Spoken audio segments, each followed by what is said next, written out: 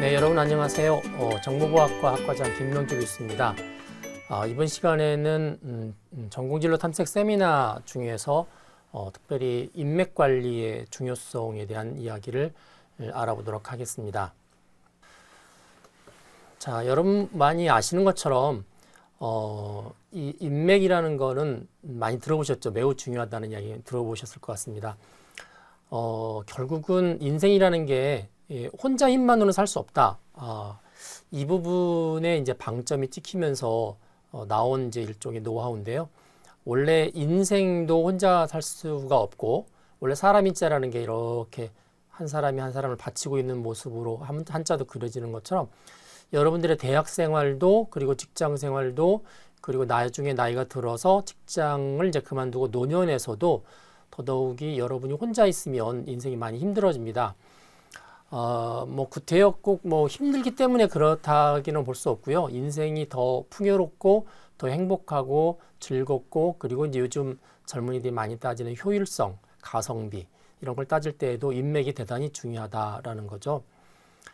그 다음에 한 사람이 경험할 수 있는 거는 항상 제한적입니다. 그래서 모든 것을 내가 다 경험하고 서점에 나오는 모든 책들을 내가 다 읽을 수가 없습니다.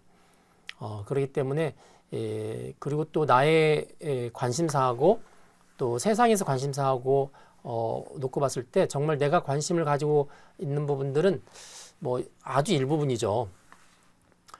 그래서 많은 사람들과 어울려서 살고 그들이 경험하고 그들이 공부했던 독특한 부분들을 우리가 서로 인맥을 통해서 나누고 도움을 주고받는 게 대단히 중요하다라는 게 이제 지금까지 살아온 많은 인생 선배들의 경험입니다.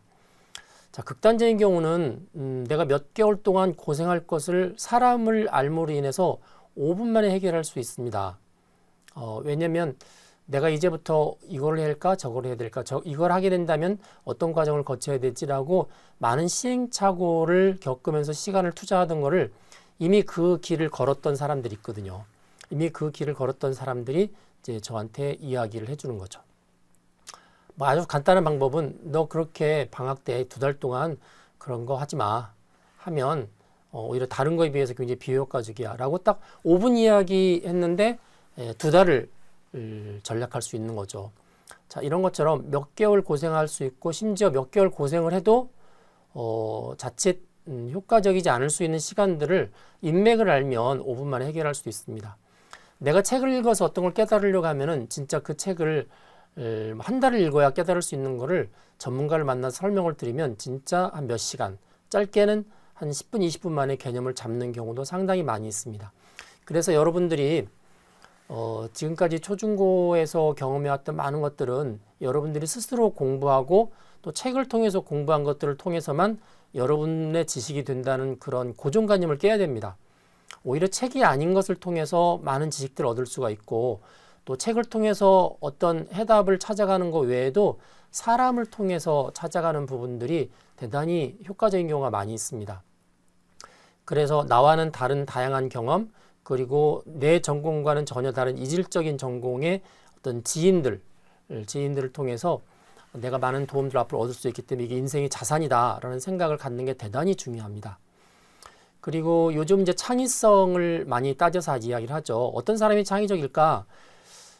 한 주제와 한 전공을 깊게 파는 사람이 창의적일까? 보통은 그렇게 보지 않고요.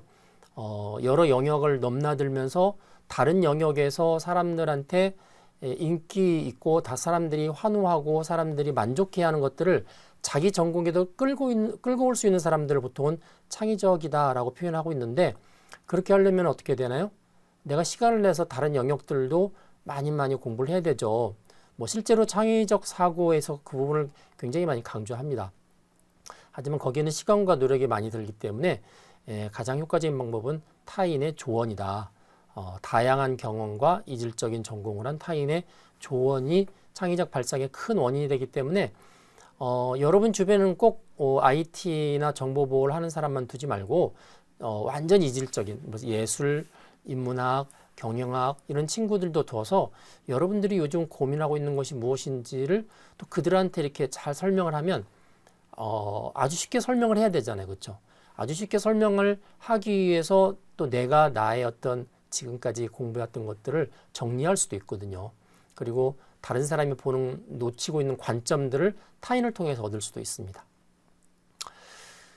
그래서 일단 여러분들이 신세지는 거 싫어하잖아요. 다른 사람한테 싫은 소리 듣는 거 싫어하고 신세지는 거 싫어하지만 나중에 잘 갚으면 됩니다. 나중에 여러분들처럼 이제 막 시작한 학생들 내지는 많은 실패를 거듭한 후배들을 이제 잘 갚기 위해서 이제 여러분들이 먼저 빚을 지는 거죠. 빚을 져서 받은 것만큼으로 나중에 이제 돌려주면 되는 거기 때문에 그 인맥의 중요성에 대해서 이거 내가 사람들을 이용해 먹으려고 그런다 이런 부정적인 생각보다는 지금은 내가 도움을 받아야 되는 시기이기 때문에 많은 경험을 하고 다양한 경험을 했던 사람들의 도움을 받자. 그리고 내가 나중에 이제 도움을 줄 수 있는 나이가 되면 또 나처럼 도움을 받고 싶어하는 후배들을 도와주자. 자, 이렇게 이제 시간적으로 볼 때 유통업이죠. 내가 지금은 유통해서 소비하는 입장이지만 앞으로는 생산해서 주는 입장으로 바뀔 수 있기 때문에 여러분들이 그러한 인맥에 대한 관점을 잘 두는 게 대단히 중요할 것 같습니다. 뭐 흔히 여대에 있는 친구들이 인맥이 많이 약하다 그러는데 사실 이제 이런 대학에 들어왔을 때 고정관념들 이런 부분들을 깨주는 부분들이 없었기 때문에 그랬던 것 같아요. 그래서 제가 여러분들한테 다른 거에 비해서 꼭 이 부분은 많이 강조를 합니다. 지금까지 그래 왔고요. 자, 인맥에는 어떤 게 있을까? 자, 이제 수평적인 인맥 있죠. 여러분들 친구, 동료.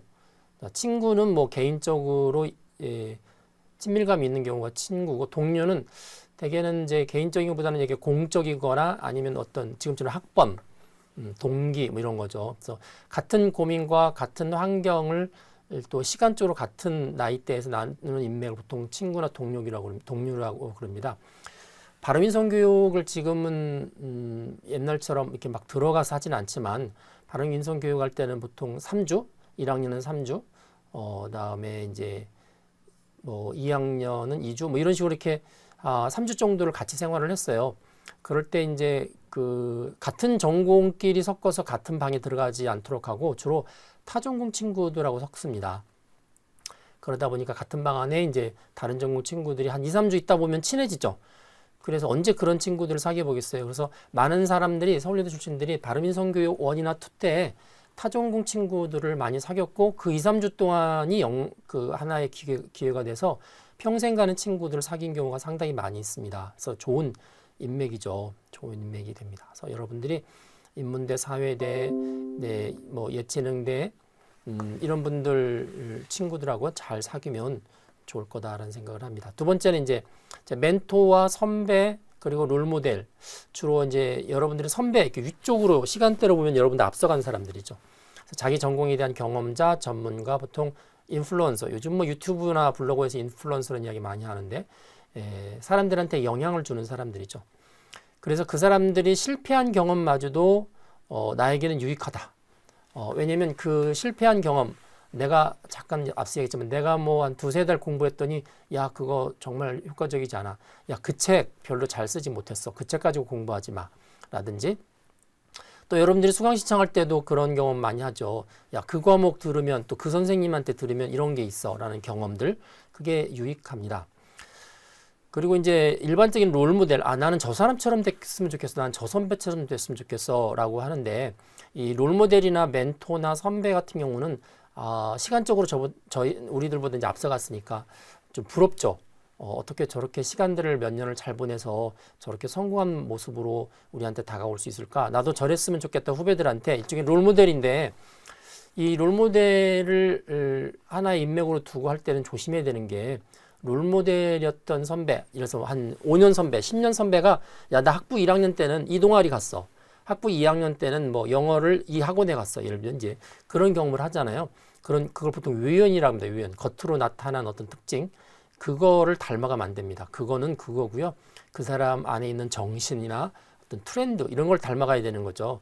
왜냐면 예를 들어서 어떤 선배가 학부 4학년 공부를 해서 미국의 하버드 대학원을 갔다고 그래요. 그럼 나도 하버드 대학에 가서 대학원 석박사를 하고 싶어. 그러면 그 선배가 다녔던 학원 그대로 다니고 그 선배가 다녔던 책 그대로 보고 그 선배가 또 잠잤던 시간, 하루에 뭐 5시간 내가 그렇게 잠을 잔다고 그래서 똑같은 점수가 나오는 게 아니에요. 왜냐면 나의 나라는 게 그 사람과 다르고 나의 체질이나 환경이나 심지어 두뇌의 구조나 뭐 이런 것들이 다 다르기 때문에 그 롤모델이라고 하는 것은 그 선배가 했었던 동아리, 뭐 그 선배가 했었던 책, 그 선배가 수강 신청했던 과목 이렇게 똑같이 외연을 닮아가기보다는 그 선배의 정신이나 방법들을 철학들을 닮아가는 게 맞다라는 생각을 합니다. 자, 그리고 여러분들이 불편하지만 꼭 필요한 지도교수. 자, 여러분들 사실 지도교수가 배정이 되어 있어요. 혹시 지도교수가 누군지 아세요? 지도교수가 이렇게 교수님별로 쪼개져 있습니다. 1학년도 이렇게 한 15명씩 단위로 쪼개서 교수님이 다르게 배정되어 있는데, 지도교수 내지는 이제 대학원 조교, 되게 이제 교과목을 듣게 되면 조교들, 수업 조교들도 있고요. 아니면 학과 사무실의 조교도 있고, 행정 조교도 있고, 여러 가지 있습니다. 그리고 학부 후배. 자, 이제 학교가 제공하는 이제 인맥이죠. 대학 생활에 실질적인 도움을 줄 수 있습니다. 여러분들이 주로 1학년이기 때문에 아직 후배가 없는데, 2학년, 3학년, 4학년인 경우가 되면 이제 후배가 생기죠. 후배들도 도움을 줄 수가 있습니다.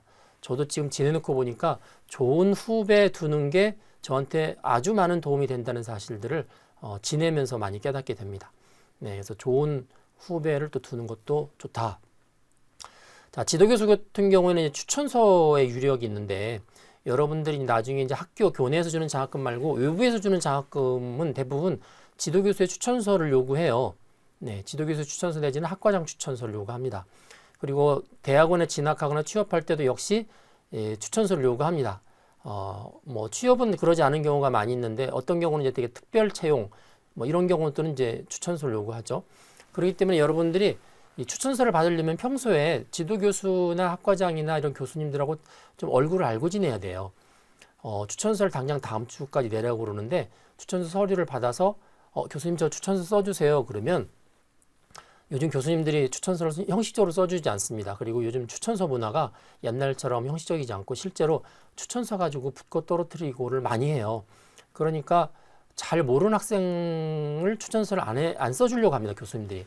그리고 뭐 어쩔 수 없이 꼭 써줘야 되는 경우도, 그러면 너에 관한 자기소개서나 이력서를 가져와라. 내가 너를 좀 공부한 다음에 그 다음에 써주겠다. 이렇게 하는 거죠. 그러면 이제 추천서를 며칠 마감 앞두고 학생에 대해서 처음 본 학생에 대해서 공부해서 써주는 추천서하고, 평소에 그 교수님과 학생이 친분이 있어서 여러 가지 걸로 서로의 상황을 알고 그런 경우하고 추천서의 내용이 달라지죠. 네, 추천서 내용이 달라집니다. 추천서를 딱 읽으면 교수님이나 이런 분들이 이 학생을 진짜 추천하는구나 하는 거하고, 형식상 추천했구나, 마지못해 추천했구나 하는 걸 금방 압니다.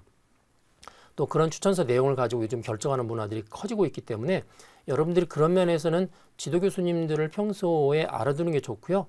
또 이런 경우가 있어요. 지도 교수님한테 장학금 의뢰가 들어오는 경우가 있어요. 교수님 아는 학생 중에서 뭐 이런 학생을 추천해 주세요. 뭐 인턴 추천이라든지 장학생 추천. 그러면 교수님 입장에서 어떤 사람을 추천해 줄 것 같아요? 평소에 열심히 하고 잘 알고 있는 학생들이 먼저 머리에 떠오르겠죠.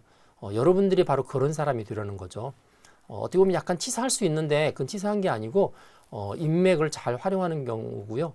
어떻게 보면 여러분들한테 주어진 잠재적 자원을 잘 개발하는 거기 때문에 꼭 나쁘게 보실 것만은 아닌 것 같습니다. 자, 인맥에서 굉장히 중요한 게 이제 팀 제도입니다. 팀 제도인데, 여기 팀이라고 있죠. 우리가 흔히 말할 때 팀장, 팀 제도 이런 이야기 많이 하는데, 회사에 가면 거의 대부분 다 회사에 가면 팀으로 프로젝트를 합니다. 어느 회사에 가든지 혼자 여러분들한테 아무개 씨 뭐 한 달 동안에 이거 해주세요 이렇게 하는 경우가 거의 없어요. 이 팀에 배정이 돼서 이 팀 앞으로 한 달 동안 이걸 합니다 라고 이야기를 하죠.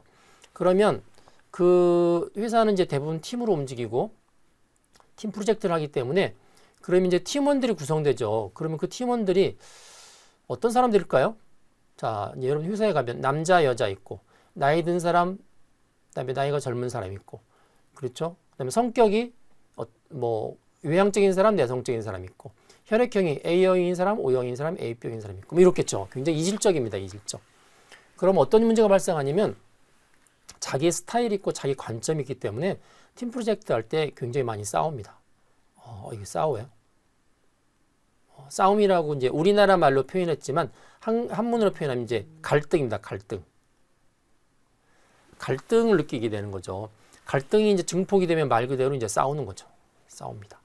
그래서 어떻게 되냐면 이제 자기 상위 이제 부서장한테 가서 저 팀 바꿔주세요. 저 다른 팀으로 갈래요. 뭐 이렇게 하는 경우 있고, 저 팀장 밑에서 일 못하겠습니다. 저 팀원하고 같이 일 못하겠습니다. 뭐 그러다가 도저히 이제 그런 걸 안 들어줘요. 그러면 저 사표 낼게요. 저 그냥 회사 그만두겠습니다. 도저히 이 인간들하고는 같이 팀 못하겠어요. 뭐 이런 경우가 수두룩합니다. 그렇기 때문에 이제 회사에 있는 분들이 학교에 연락을 어떻게 오냐면 제발 학교에서부터 이 팀 프로젝트 훈련을 좀 시켜주세요. 자, 팀 프로젝트 훈련을 시켜달라는 건 뭘까요? 뭐냐면 갈등 경험을 시켜달라는 얘기예요. 갈등 경험. 갈등 경험하고 갈등을 극복할 수 있는, 그러니까 갈등을 극복해야 되는 거죠. 여기 뭐 성공적인 팀 그랬어요. 우리 드림팀, 흔히 말하는 드림팀. 우리가 이제 드림팀이라고 이야기하는데 요 드림팀 같은 경우는 갈등이 없는 팀이 아니에요. 갈등이 없는 팀이 아니라 갈등이 있지만 극복하는 팀이에요. 여러분 어린아이들이 처음에 기어다니다가 나중에는 막 잘 걷고 뛰잖아요. 잘 걷고 뛴다는 건 뭐냐면 넘어지지 않는다는 뜻이 아니고요. 넘어졌지만 다시 일어선다는 뜻이에요. 그걸 잘하면 걷거나 뜁니다. 마찬가지로 팀 프로젝트는 뭐 저희가 이제 여기 종단형 PBL 3학년 1학기 때부터 3, 4, 5, 3학기에 걸쳐서 해요. 이 3학기에 걸쳐서 하는 가장 큰 이유는 팀 프로젝트를 하면서 서로 갈등도 느껴보고 갈등도 극복해보라는 이야기죠. 그래서 이 종단형 PBL은 이 갈등 극복, 팀제도, 인간관계에 대한 체험, 뭐 이런 것들을 주된 목적으로 하고 있고요. 또 이제 프로젝트이기 때문에 실무 경험도 하고 또 경력도 쌓고 뭐 여러 가지 목적을 가지고 만든 겁니다. 그래서 여러분들이 이제 드림팀 속에 여러분들이 배정되는 게 아니고 여러분들이 팀에 들어가서 드림팀을 만들어야 되죠. 여러분들이 들어가는 팀마다 드림팀이 되고 성공적인 팀이 되어야 되는 거예요. 그렇게 하려면 여러분들이 그 이질적이고 상호 보완적인 그 인간들 모임 속에서 내가 어떻게 역할할까? 이 사람한테는 어떻게 대하고 저 사람한테 어떻게 대하고 내가 좀 손해 봐야 되죠. 내가 손해 안 보고는 그 팀이 움직일 수 없기 때문에 구체적으로 말하면 이렇습니다. 프로젝트를 하는데 저 사람 놀고 먹는 것 같아요. 무임승차예요. 무임승차. 나는 죽으라고 밤새도록 공부하고 서치하는데 저 사람 무임승차예요. 그러면 이제 이 프로젝트 종단이 PBL로 오면 성적 낼 때쯤 되면 막 그런 게 벌어져요. 교수님 쟤는 학점 주면 안 돼요. 저만 학점 주세요. 뭐 이런 경우도 있고요. 이제 팀별로 논문 쓰라고 그러면 교수님 논문 쓸 때 저 사람 뺄래요. 저 사람 아무것도 안 했어요. 막 이러는 사람도 있어요. 그럼 회사에 가면 어떻게 해야 돼요? 사장님 저 사람 일 안 했거든요. 저 사람 월급 빼세요. 저 사람 월급 저한테 주세요. 뭐 이렇게 할 수는 없는 거잖아요. 네, 사회생활은 그렇게 못하죠. 속으로는 그렇게 말해도 겉으로는 말 못합니다. 그 훈련을 종단위 PBL에서 하는 거죠. 그래서 이 팀제도 팀 프로젝트는 인간관계, 인맥 형성에 있어서 갈등을 극복하고 그걸 통해서 더 좋은 인맥을 형성할 수 있는 좋은 터전이다라는 이야기죠. 뭐 팀 프로젝트 이야기 나왔으니까 팀 안에서 팀의 기여도는 뭘까? 자, 크게 이렇습니다. 그냥 그 팀에 있는 것만으로도 기여도가 있다라고 생각하는 게 있을 수 있고요. 그 팀에 존재하는 것만 가지고 무슨 기여도냐? 그 안에서 얼마만큼 성과를 내느냐 가지고 기여도를 따져야 되지. 이런 거죠. 이게 회사마다 조금씩 달라요. 물론 이제 삼성이나 이렇게 막 이런 데는 성과를 따지죠. 성과를 따집니다. 성과가 없으면 팀에 속해 있어도 기여도가 없다고 보는 거죠. 그런데 좀 약간 느슨하거나 아니면 약간 사장님의 철학이 좀 다른 데는 그렇지 않아요. 존재만으로도 팀원이 특별히 기여한 게 없어도 그 팀 안에 존재하는 것만으로도 다른 사람한테 영향을 주고받기 때문에 그냥 존재 자체만으로 기여도가 있다. 아주 월등하게 있다는 아니지만 하여튼 기여도는 분명히 있다. 이렇게 볼 수 있는 거죠. 또 이런 경우가 있어요. 본인은 일을 잘해요. 근데 저 사람은 일을 잘 못해요. 나는 프로그램을 너무너무 잘 짠다고 나는 생각하는데 저 사람은 프로그램들 잘 못 짜요. 그럼 어떻게 상대해야 돼요? 가장 쉬운 방법은 무시하는 거죠. 무시하는 겁니다. 그런데 시간이 지나면 본인도 무시당할 겁니다. 왜냐면 자기가 모든 분야에 유능할 수 없기 때문에 자기도 똑같이 당하죠. 그래서 이제 역지사지라는 게 필요해요. 역지사지. 역지사지라는 게 입장을 바꿔 생각하는 거죠. 그래서 내가 좀 뭔가 잘하는 경우면 못하는 사람을 좀 도와줘야 되고요. 그렇죠? 여러분들이 학점이 좀 잘 나오고 성적이 잘 나오는 친구들은 그렇지 않은 친구들을 좀 도와줘야 돼요. 그렇죠? 그래야 나중에 또 여러분들이 그 반대의 혜택도 받을 기회가 주어지는 거예요. 인생이라는 게 참 특이해요. 누가 기획하지 않은데 결국은 어느 순간인가 가면 자기가 뿌린 대로 거두더라고요. 그래서 여러분들이 이제 그런 생각을 가져야 되고, 이제 당장은 내가 팀에서 일단 유능한 존재가 되어야 되잖아요. 그렇죠? 내가 맡은 역할을 충분히 해야 되기 때문에 팀 프로젝트 할 때는 다른 사람이 같이 움직일 때는 최소한 다른 사람한테 피해를 주지 않도록 자기가 최선을 다해야 되고, 그렇게 최선을 다해도 능력이 안 되는 경우가 있잖아요. 그런 경우는 자기의 진심이라도 보여줘야 되는 거예요. 나는 정말 최선을 다하려고 그랬는데 정말 내가 여기까지밖에 못했다, 미안하다. 그러면 이제 조금 더 잘하는 친구들이 그걸 커버해 주겠죠. 그렇게 하다 보면 살다 보면 또 반대의 경우가 발생을 합니다.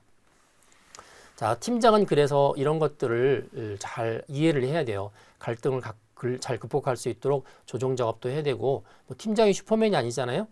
팀원들이 더 잘하는 게 있어요. 그러면 잘하는 팀원들은 더 잘하게, 못하는 팀원들은 잘 격리해서 팀워크가 깨지지 않도록 하는 거죠. 그래서 이런 이제 존재냐 성과냐 하는 것은 팀 조직의 성격상 내지는 그게 들어있는 큰 조직, 회사나 아니면 대학이나 뭐 이런 정부나 그의 특성상 이제 다르게 평가하긴 하지만, 요즘은 이제 팀제도 때문에 다면 평가라는 걸 많이 합니다. 다면 평가. 다면 평가는 뭐냐면, 옛날에는 부장이 자기들 밑에 있는 부원들 다 평가했어요. 평가 끝. 부장의 생각 하나로 끝이죠. 근데 요즘 이제 다면 평가라고 하는 거는 이제 팀원들이 10명이고 팀장이 하나 있으면 전부 11명이잖아요. 그러면 팀원들이 서로 평가하는 거예요. 상호평가. 그래서 위에서 팀장도 평가하고, 가끔씩 지나쳐 가는 전무님도 나에 대해서 평가하고, 그다음 타 부서에서도 한두 번씩 얼굴을 보는 사람이라면 타 부서에서도 한두 명 들어와서 평가하고, 이걸 다면 평가라고 그럽니다. 그래서 어디에서나 인간관계를 잘 하지 않으면 다면 평가에서는 좋은 점수 받기 힘들죠. 그리고 이제 능력도 어느 분야든지 잘 발휘해야 되는 이제 그런 걸 요구하는 시대입니다. 자, 제가 명함 이야기를 갑자기 꺼냈는데, 이제 여러분들이 사람을 맨 처음 사귈 때 저는 누굽니다라고 소개할 수 있는 가장 좋은 방법이 명함이에요. 그래서 저는 이제 학생들한테 학부 때부터 명함을 만들으라고 이야기를 해요. 자기 직업도 없는데 명함은 직장인들이 만드는 거 아니에요? 학교도 여러분들의 이제 직장으로 생각을 하는 거죠. 어떤 자기 PR의 시대잖아요. 그래서 제가 이제 몇 가지 창의적인 명함을 한번 소개를 해드리고, 그거의 아이디어를 받아서 여러분들의 명함을 좀 만들어 보라는 거예요. 명함 요즘 보니까 싸면 한 10,000원? 10,000원 정도면 100장 만들더라고요. 여러분 디자인을 좀 고급지게 하면 20,000원, 30,000원 정도 해요. 재료 좋은 거 쓰면. 그래서 그렇게 명함이라는 것은 어차피 자기를 소개하는 거기 때문에, 명함 받은 사람이 그냥 평범한 명함이네 이것보다는 특이한 명함이네, 이 친구 정말 창의적이네, 뭔가 열정 있네, 이걸 느낄 수 있는 명함이 제일 좋은 거죠. 그래서 제가 몇 가지 명함을 이제 꼽았습니다. 한번 보시죠. 자, 여기 보시면은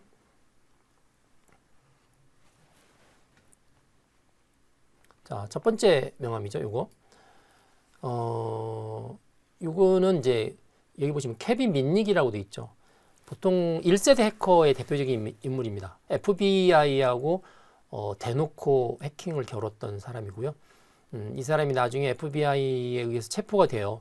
체포가 됐을 때 전 세계에 있는 많은 해커들이 프리 민닉, 그래서 프리 민닉, 여기 민닉 있죠.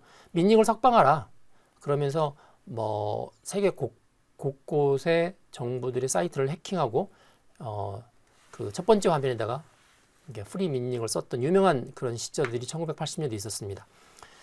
전설의 해커죠. 이 사람의 명함은 양철로 되어 있는데, 이게 뭔가요? 네, 금고문을 열 때 쓰는, 도둑들이 쓰는 열쇠입니다. 본인은 해커란 이야기죠. 자, 여기 가운데 보시면 이건 2장이 한 세트입니다. 맨 바닥에 알파벳과 숫자로 되어 있는 게 있고, 그다음에 윗장이 이렇게 구멍이 빵빵빵 뚫려 있는데, 구멍이 빵빵빵 뚫려 있는데 딱 되면은 이제 이런 식으로 이렇게 뭐가 나오는데, 이게 이제 이메일 주소, 전화번호 이렇게 흩어져 있죠. 마치 암호처럼. 그래서 요 뒤에 있는 거는 보통 이제 한 부서에서 같은 카드를 쓰고요. 그 부서의 부서원 1번, 2번, 3번, 4번마다 이 구멍 뚫은 위치만 달리해서 명함을 줍니다. 따라서 두 개를 딱 합치면 그 부서의 어떤 사람의 정보가 나오는 거죠. 이제 여러분들이 정보보호를 전공한다 그러면 뭐 이런 식의 아이디어도 좋죠. 그다음에 컴퓨터에서 흔히 말하는 이제 탭처럼 이렇게 세트로 해서 보내는 것도 있고요. 이제 여러분들이 홈페이지 같은 데 보면 이제 소스 코드, 보통 이제 XML 같은 경우에 이렇게 그 태그를 달아서 시작 태그, 끝 태그, 시작 태그, 끝 태그 이렇게 하는데 이렇게 컴퓨터 소스 코드처럼 명함을 만드는 경우도 있고요. 그다음에 이거는 이제 여기 보면 그래픽 디자이너라고 되어 있는데 자기는 칼같이 아주 예리하게 디자인한다. 그래서 면도날에다가 이렇게 이미지를 만들어서 명함을 만든 경우도 있습니다.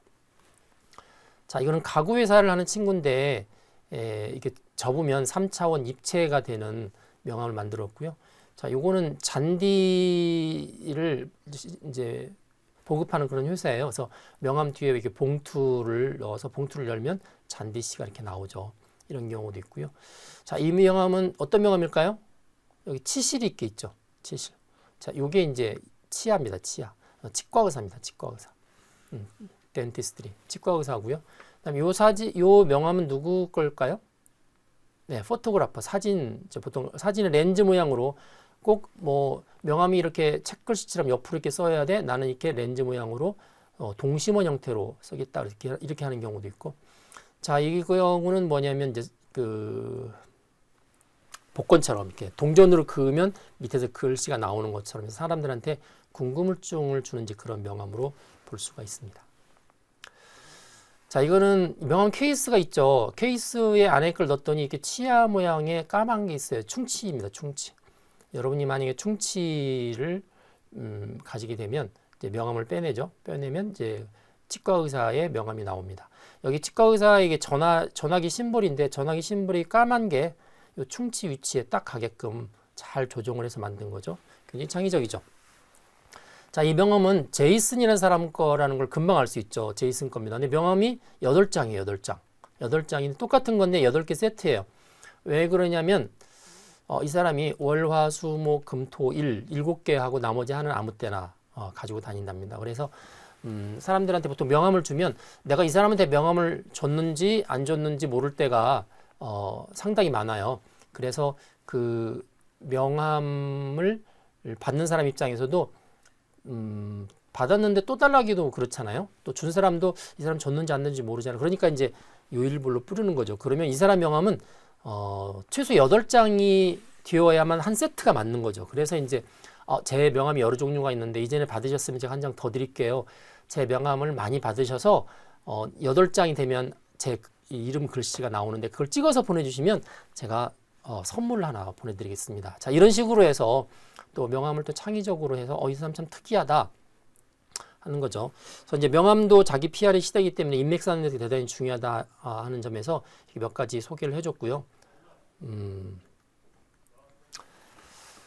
자, 그래서 이제 여러분들이 학부생으로서 명함을 가지고 이제 인맥 형성하는 방법을 알려드리면 이제 미리 명함을 만든다. 자신의 전공, 그다음에 미래의 커리어 우먼상을 그 명함에다 잘 표현하고요.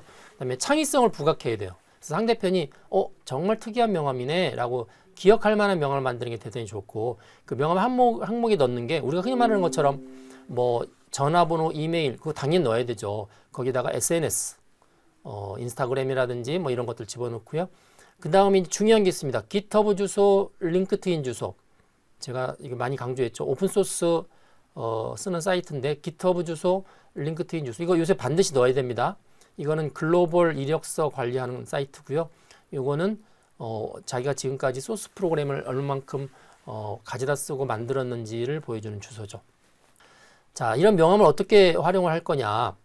첫 번째, 이메일을 보내면 이메일에 보통 명함 태그를 넣을 수 있도록 되어 있어요. 그래서 명함을 스캔해서 이메일 끝에 이제 여러분의 그 편지 끝에 항상 딸려다니도록 첨부를 해야 되고, 그다음에 대외 세미나, 어떤 정부 세미나, 제가 정보진로 탐색 세미나 가운데서 보통 2-3번 이상은 외부 세미나를 들으라고 그러는데 코로나 때문에 다 사이버로 듣잖아요. 근데 원래는 그렇게 집합 모임이 있으면 명함을 갖고 가야 됩니다. 갖고 가서 거기에서 뭔가 이렇게 인플루언서라는 게 세미나 같으면 세미나 강사, 뭐 어떤 안내하는 사람, 뭐 이 회사의 간부 이런 분들한테 명함을 이렇게 드리는 거죠.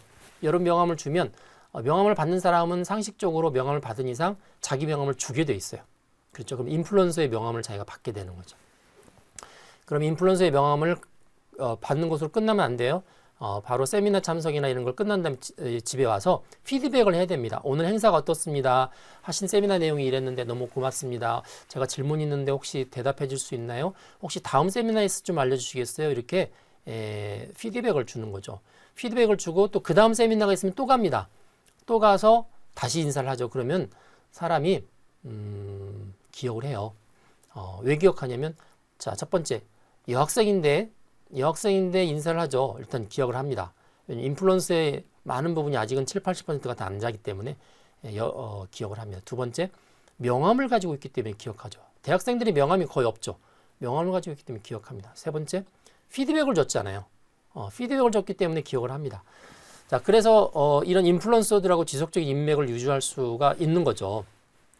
실제로 제가 이런 걸 학생들한테 많이 소개해서 많은 여러분 선배들이 그런 인플루언서 되시는 보통 대외적으로 어떤 세미나 강의할 정도면 그 분야에서 유명한 사람들이거든요. 영향력이 있습니다. 그래서 그분들이 어떤 기회가 있으면 연락해서 그 누구누구 학생 그 이런 인턴 기회가 있는데 한번 해볼래요? 뭐 이렇게 연락을 받아서 인턴도 하고 취업도 하고 무슨 프로그램 참여했던 경우가 상당히 많이 있어요. 그래서 여러분들이 이 여학생 여성이라는 거에 너무 전통적인 그런 개념으로 얽매이지 마시고요.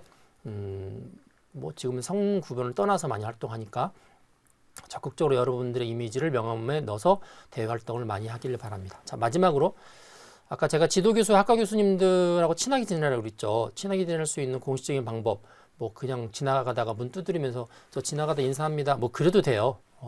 그래도 됩니다. 그런 학생이 거의 없었어요. 그런 학생이 있으면 제가 확실히 기억을 할 거예요. 근데 가장 좋은 게 학생 상담 시스템입니다. 여러분 종정에 보시면 학생 상담 시스템이 있고 거기에 보면 우리 학교 전체 교수님들이 이번 학기에 언제 상담할 수 있는지를 열어놨어요. 여러분들이 혹시 뭐 경영학과 교수님하고 상담하고 싶다 그러면 하셔도 돼요. 하셔도 되고 또 저희 학과나 학과장이나 저나 상담하고 싶으시면 학생 상담 시스템에 미리 예약을 하시면 됩니다.